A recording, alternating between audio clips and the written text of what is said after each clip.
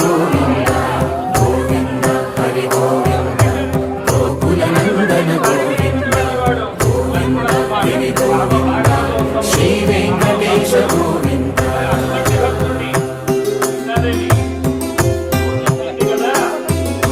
భృగుముని పూజిత గోవింద భూమి యజ్ఞ ఫల గోవింద వికుంఠ విరక్త గోవింద వెంకటగిరిహిత గోవింద వైదిక శుద్ధ గోవింద గోక్షీరవృద్ధ గోవింద గోపాల ఘటిత గోవింద కరుణావర్ధిత గోవింద గోవింద హరి గోవింద.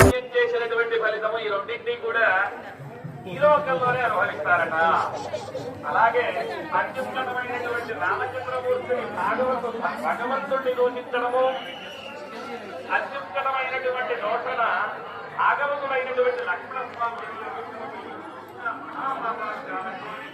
ఈ మహాపాపాలను నేను స్వయంగా చేయడం వల్ల రావణాసుడు పోయాడు.